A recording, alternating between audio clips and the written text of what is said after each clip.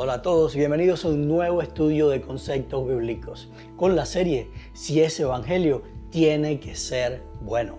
Sin embargo, antes de comenzar a adentrarnos en el estudio de hoy, quiero invitarte a apoyar este ministerio si crees que ha sido de bendición para ti o que puede ser de bendición para alguien más.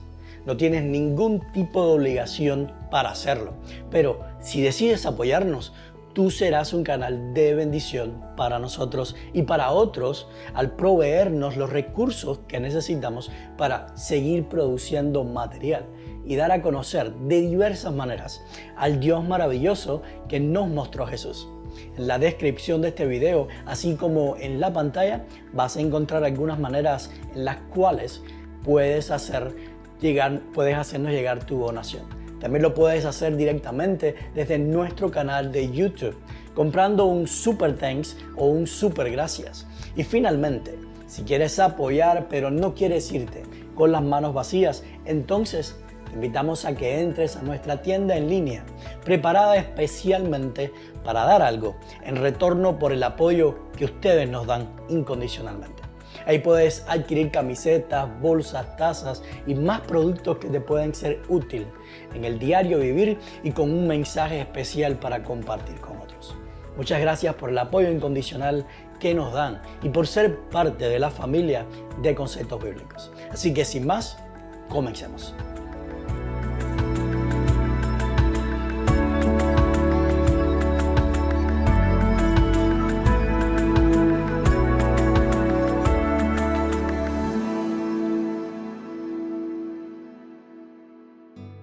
El título de esta semana es Un llamado radical. Si alguna vez perteneciste a alguna religión o fuiste acosado con propaganda religiosa, quizás este título te cause urticarias y hasta un inmediato rechazo. Y es que muchas veces se ha hecho del seguir a Cristo una especie de radicalismo religioso, donde se promueve una actitud extrema e intransigente en las personas para no tolerar o aceptar nada que tenga la apariencia de ser término medio. Ahora, cuando digo no tolerar términos medios, me refiero a esa actitud que muchas veces se promueve como el ideal de Dios para sus seguidores y que está basada en que siempre existen dos extremos. Por lo tanto, si no eliges lo que tu religión te dice que es correcto, automáticamente estás en el lado contrario a Dios. Por ejemplo, o dejas de ver televisión o le estás quitando a Dios el primer lugar en tu vida. Otro ejemplo sería, o entregas tus diezmos y ofrendas a la iglesia bajo cualquier circunstancia o le estás robando a Dios. Sin embargo, cuando hablo de un llamado radical, no me refiero a nada de esto, sino a algo muy diferente. Y eso lo vamos a ver hoy. Antes de entrar en el mensaje a la Odisea, es necesario comenzar entendiendo que la Biblia presenta un tema de fondo en todas sus historias. Por mucho tiempo entendí que este tema era el conflicto entre el bien y el mal. Sin embargo, hoy lo entiendo un poco diferente por varias razones. Número uno, porque no existe ni nunca ha existido un conflicto entre el bien y el mal, o al menos no de la manera en que antiguamente lo entendía. Déjame explicarte qué es lo que quiero decir con esto. Si tenemos las palabras bien y mal aisladamente, es obvio que existe entre ellas un conflicto, porque son palabras que se contraponen entre sí, debido a que expresan dos ideas que son contrarias la una de la otra. Es a esto a lo que hemos estado llamando dualismo, o tener un carácter dual, como ya vimos en el estudio pasado. Sin embargo, por lo general, cuando se habla de un conflicto entre el bien y el mal, no es para referirse necesariamente al significado aislado de estas dos palabras, sino más bien a la existencia de un conflicto cósmico entre Dios y Satanás. Ahora, en este conflicto entre Dios y Satanás, el que yo creo que no existe, ni nunca ha existido, primeramente porque la idea de un conflicto entre Dios y Satanás está basada en una especie de batalla o guerra entre ambos por la conquista del ser humano y del universo. Y esto es algo que ha sido influenciado por las mitologías, en especial la mitología griega, donde los dioses del Olimpo pelean entre sí para ver cuál de ellos se queda con el servicio de los hombres. Pero esto es totalmente diferente a lo que Jesús nos reveló sobre el reino de los cielos. En la revelación de Jesús, Dios es nuestro Padre, o el Padre de toda la creación, incluyendo tanto a los seres humanos como a los seres celestiales. Por lo tanto, Dios no está buscando ganar una pelea o una batalla de dimensiones cósmicas para quedarse con nuestro servicio o para adquirir esclavos que lo veneren y complazcan en todos sus deseos, en su supuesta necesidad de ser adorado y exaltado. Al contrario, nuestro Padre Celestial está interesado en que lo conozcamos, porque solamente Él, conocerlo a Él, mediante la revelación del Hijo, nos hace libres de toda esclavitud o servicio por temor, para disfrutar del amor y las demás bendiciones que tenemos como hijos. En adición a esto, no hay una sola porción en las Escrituras que hable de una guerra entre Dios y Satanás donde se emplee la violencia o haya destrucción y muerte. El único texto que menciona una pelea o una batalla en el cielo es Apocalipsis 12:7. Y la palabra utilizada es polemos, de donde se deriva la palabra polémica y política.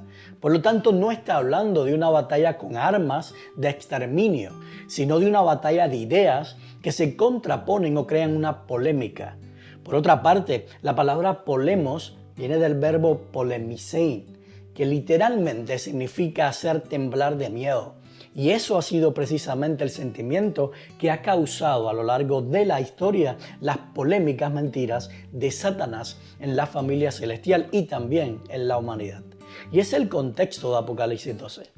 Y por si esto ya no fuera suficiente evidencia de que no existe un conflicto bélico entre Dios y Satanás, Jesús le respondió a Pilato mientras hablaban del reino de los cielos o del reino que Jesús vino a implantar: mi reino no es un reino terrenal.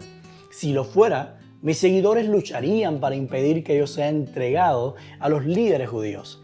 Pero mi reino no es de este mundo, Juan 18:36. Y la implicación que Jesús está diciendo claramente que en su reino no se emplea la violencia, ni se resuelven los conflictos por medio de las armas. Eso es solamente en los reinos de este mundo.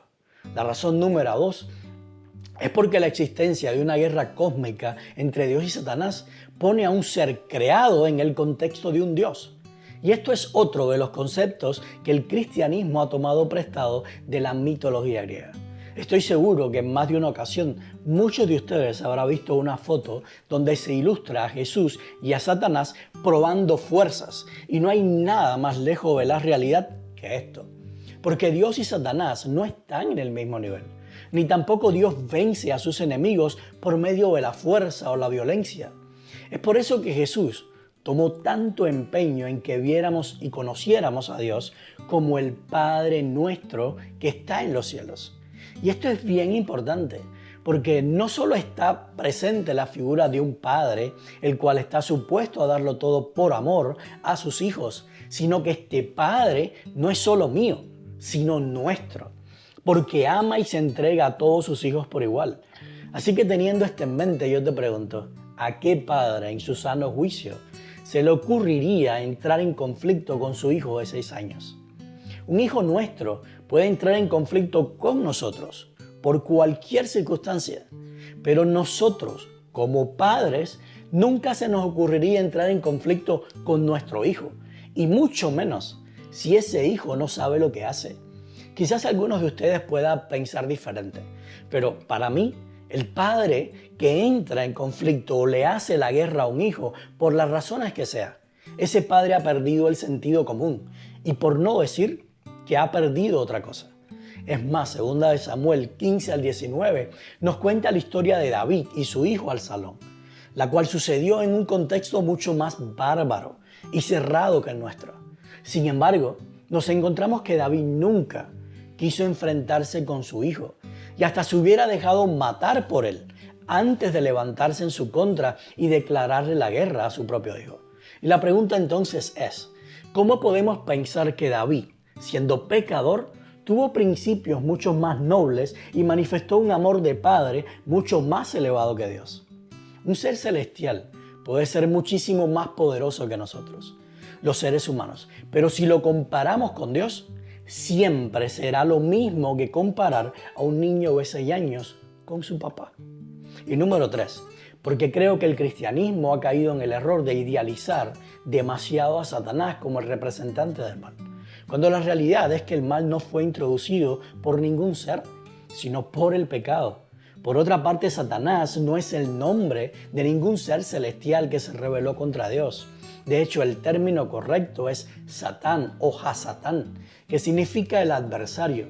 Y lo que enseña la Biblia es que este título de el adversario lo llevamos todos los pecadores. Por lo tanto, Hasatán no es el nombre exclusivo del primer ser en rebelarse contra Dios. Digamos más bien que Satán es la característica principal de los pecadores. O también podemos decir que lo primero que hace el pecado es convertirnos en adversarios de nuestro prójimo y por ende de Dios mismo. Y yo te pregunto, lee Isaías 45 del 8 al 13. ¿Qué principios Dios da en estos versos que nos pueden dar luz sobre el aparente conflicto entre él y Satanás? Piensa que este ser que se rebeló contra Dios y que comúnmente se le llama Satanás, es una vasija de barro creada por el gran alfarero, o sea, Dios, porque ese es el principio que muestra el texto, que todos somos vasijas creadas por Dios. Ahora, ¿puede un tiesto de barro rebelarse contra su hacedor?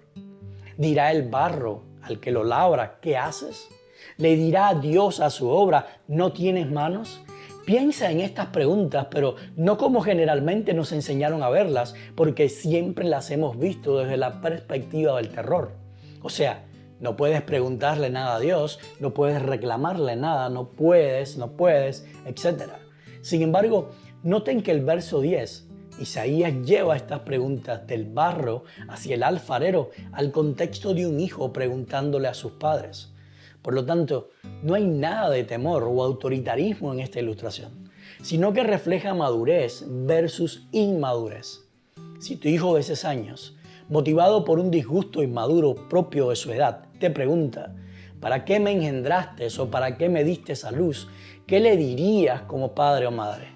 ¿Le dirías te engendré porque me dio la gana? ¿O para que hicieras todo lo que yo te ordeno? ¿O para que cumplieras o complacieras todos mis deseos y me adoraras? ¿O simplemente le dirías, te engendré porque te amé desde el momento en que estuviste en mis pensamientos, aún mucho antes de tenerte?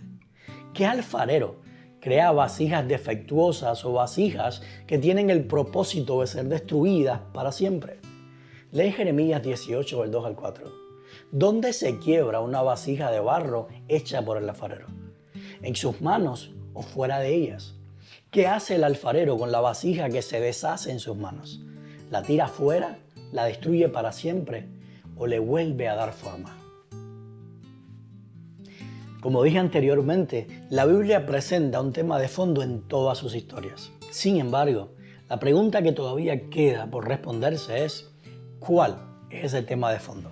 Como ya expliqué, yo creo que no es un conflicto cósmico entre el bien y el mal, o entre Dios y Satanás. Pero si no es eso, entonces, ¿qué es? Tú no tienes que estar de acuerdo conmigo, pero yo voy a sugerir que el tema de fondo en toda la Biblia es el deseo incansable de Dios de revelarse a sus hijos para que lo conozcamos tal cual es. Y para esto me baso en varios textos, pero creo que con uno solo será suficiente para darle fundamento. Por ejemplo, 2 de Pedro 3:9 dice, el Señor no tarda en cumplir su promesa, según entienden algunos la tardanza. Más bien, Él tiene paciencia con ustedes, porque no quiere que nadie perezca, sino que todos se arrepientan.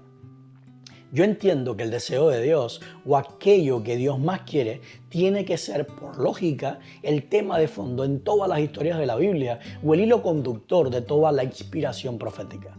Jesús dijo, donde esté tu tesoro, allí estará también tu corazón. Mateo 6:21. Este es un principio del reino de los cielos que es inalterable. Nosotros somos el tesoro de Dios. Por lo tanto, su corazón está en que lo conozcamos como realmente es, porque esa es la única manera de que no le tengamos temor y que vayamos de regreso a Él. Si el tesoro de Dios fuera Él mismo, lo cual sería igual a decir que lo más importante para Dios es vindicar su carácter, probar que tiene la razón y demostrar ante el universo su soberanía o autoridad, entonces sí puedo hallarle sentido a una batalla, a una guerra armada contra todo lo que se levante contra él y en especial contra alguien que se considere el primer rebelde. Sin embargo, eso no es lo que dice el texto de Segunda de Pedro, ni tampoco es lo que nos muestra la revelación de Jesús. Jesús no nos muestra a un Dios y Padre de todos que está más preocupado por vindicar su reputación en el universo que por volver a abrazar a todos sus hijos. Por otra parte, Pedro nos dice que hay una sola razón por la cual Dios pareciera que ha retardado su promesa. Y esa razón es que Él no quiere que ninguno de sus hijos perezca. Esto nos lleva a pensar que si el tema de fondo en las Escrituras fuera el gran conflicto de Dios y Satanás, entonces Dios no tendría razón alguna para seguir retardando su promesa.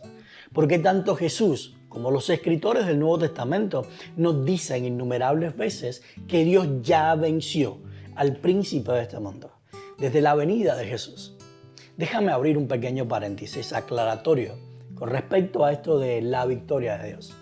Como ya expliqué al comienzo, no creo en lo absoluto que Dios se dedica a pelear o a hacer guerra contra la inmadurez de sus hijos. Por lo tanto, cuando Jesús y los apóstoles hablan de victoria sobre Satanás, necesitamos entenderlo dentro del contexto de un alfarero venciendo la inflexibilidad del barro, o de un padre o una madre venciendo la inmadurez de su hijo de 6 años. Y nunca en el contexto de un guerrero que aniquila a sus enemigos. Jesús nunca nos dio razones para ver a Dios como un justiciero vengador. Cierro el paréntesis. Ahora, regresando al tema.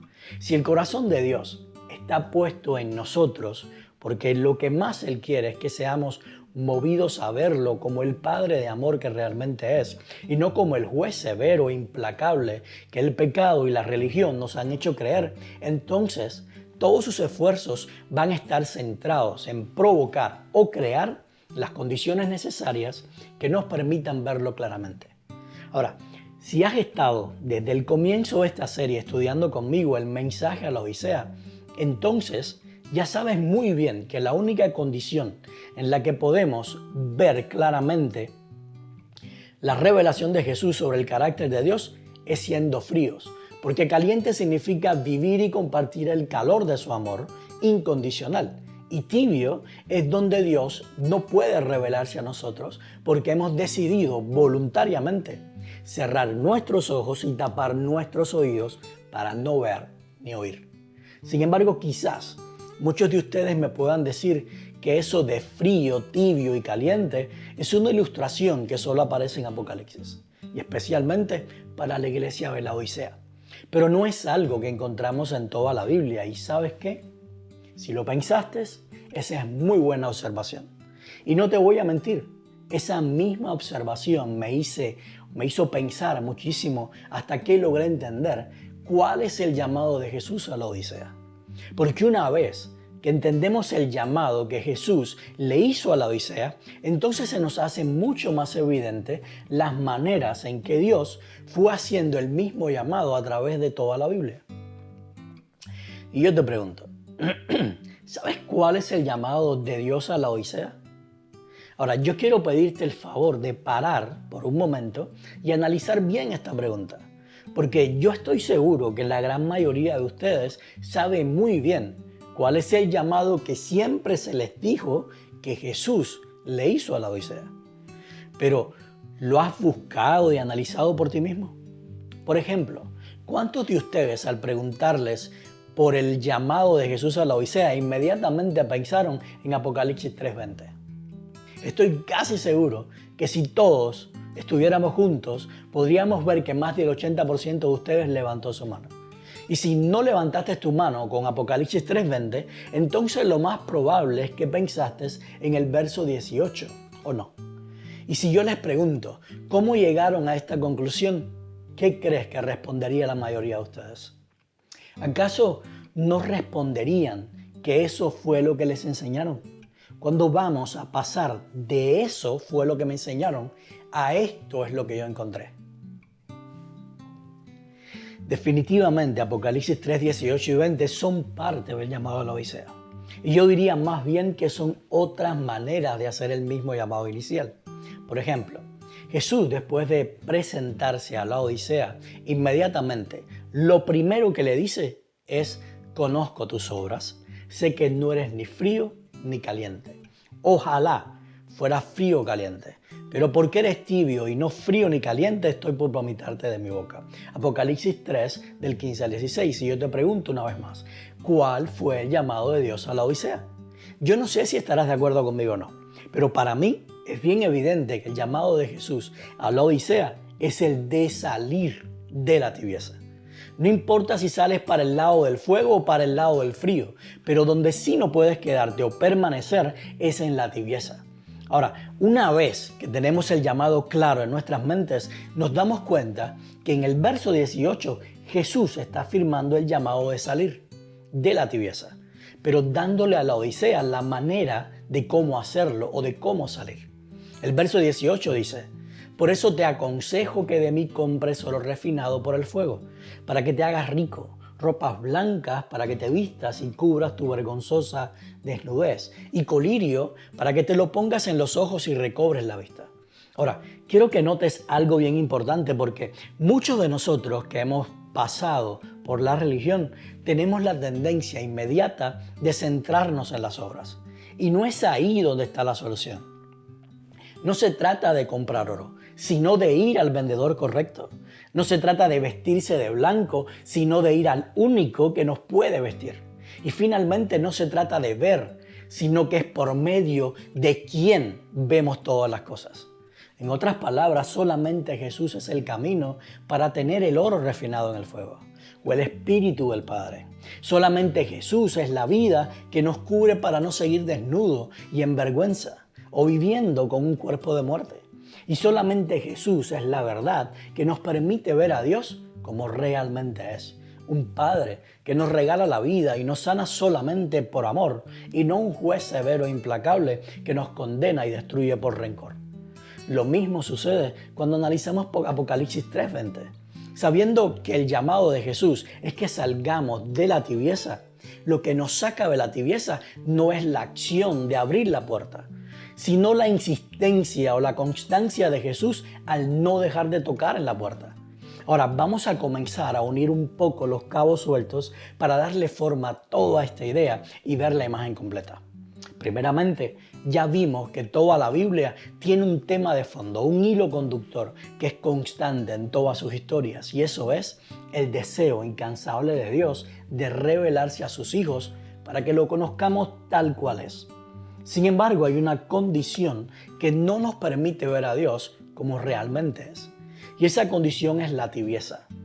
Dicho de otra manera, la tibieza es lo único que le impide a Dios cumplir su deseo de que lo veamos como nuestro papá, y por ende es lo único que nos impide regresar a casa con Él.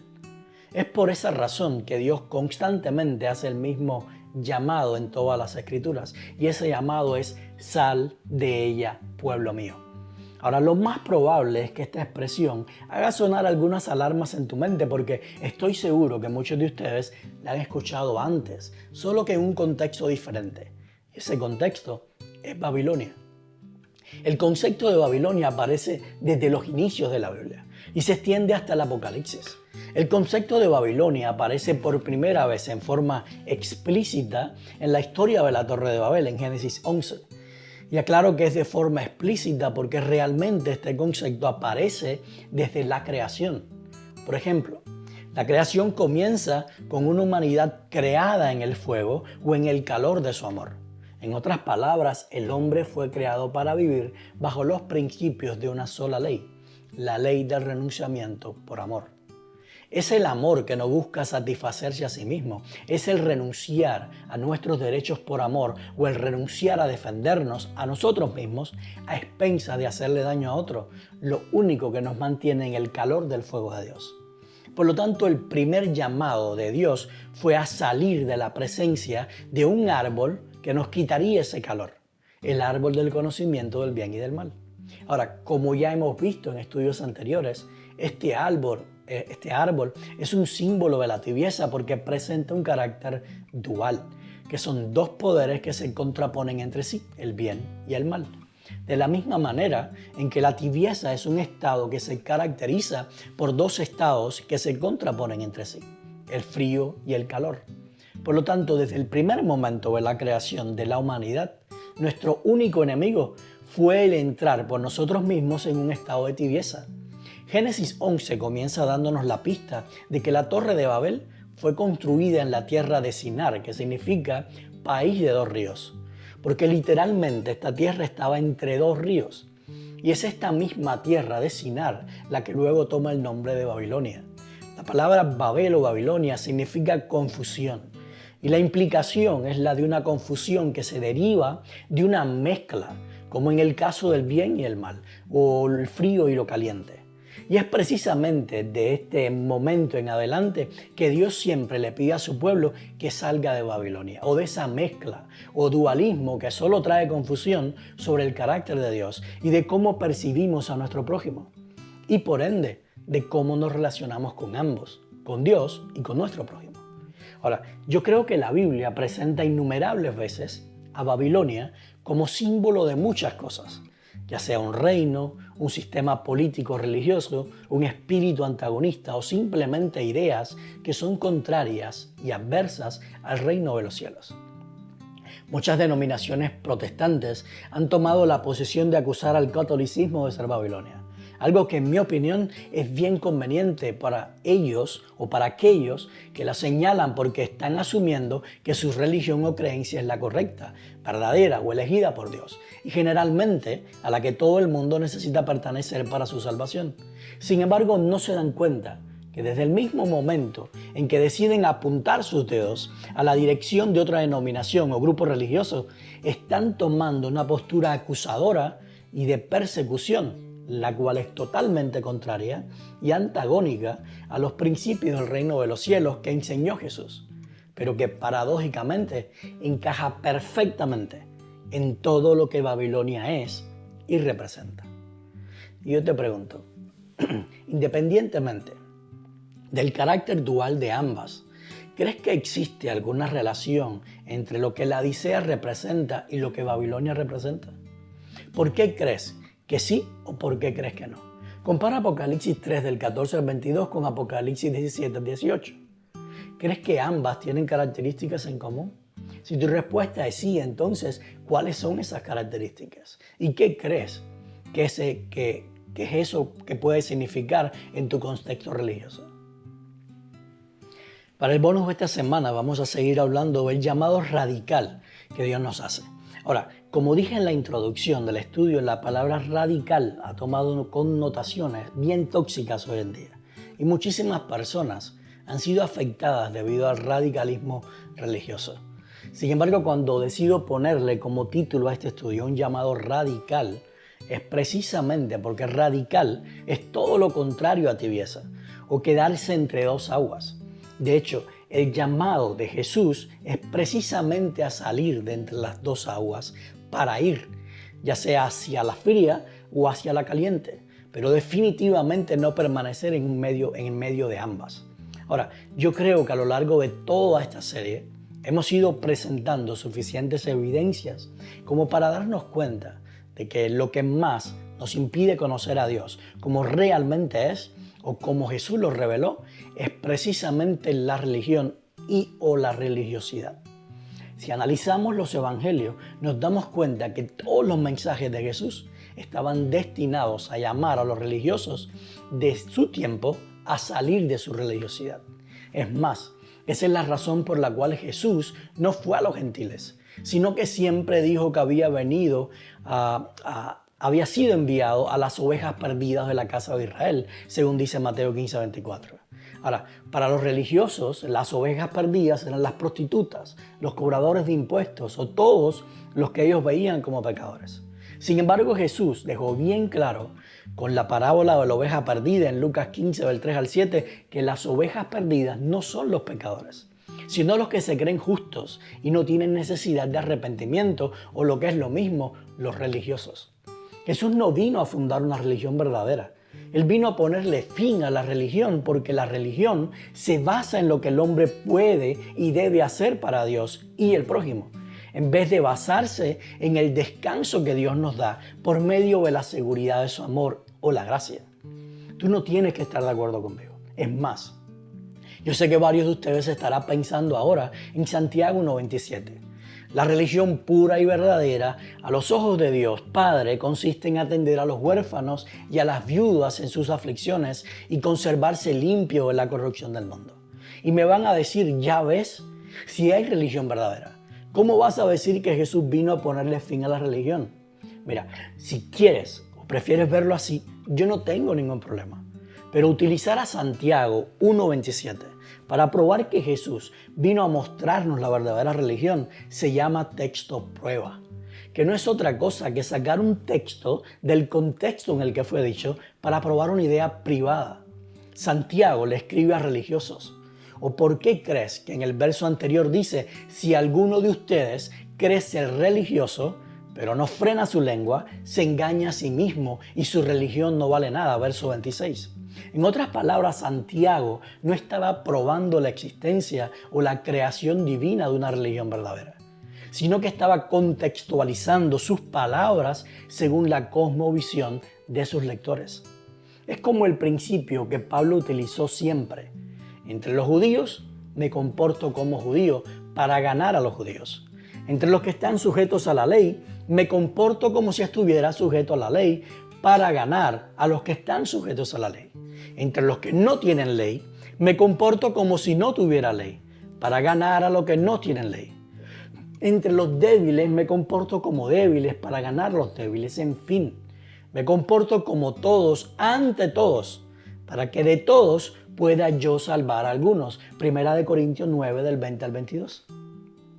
Eso fue algo que aprendieron, hicieron todos los apóstoles, porque la prioridad de ellos era que todos pudieran conocer a Cristo sin importar la manera o la forma. Y para eso no se puede ser religioso, porque la religión siempre va a procurarse o a preocuparse por guardar las maneras y las formas que ella ha establecido como correctas.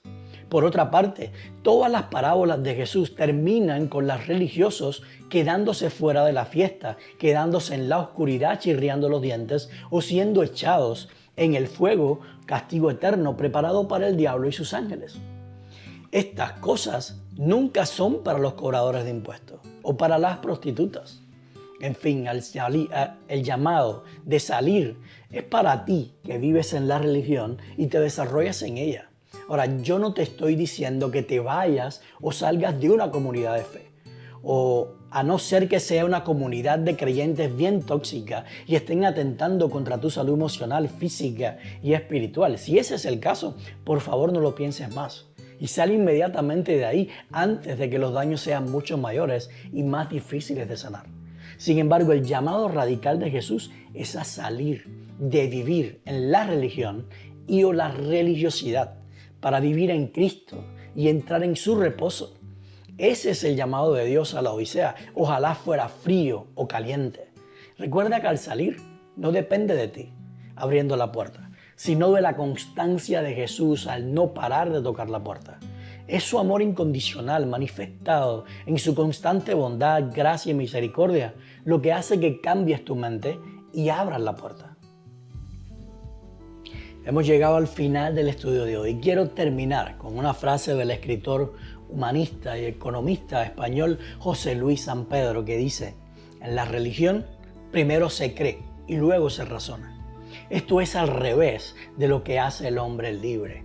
Jesús vino a hacernos libres del pecado, una esclavitud en la que ninguno de nosotros pidió nacer. Sin embargo, lo más paradójico de la humanidad es que frecuentemente decidimos renunciar a esa libertad que tenemos en Cristo para someternos voluntariamente a la esclavitud de una religión. Gracias por acompañarnos hoy y te espero en el estudio número 6 o el estudio de esta serie sobre el mensaje a la Odisea. Y el último estudio tendrá precisamente el mismo título de la serie: si ese evangelio tiene que ser bueno. Que Dios te bendiga y nos vemos la próxima semana.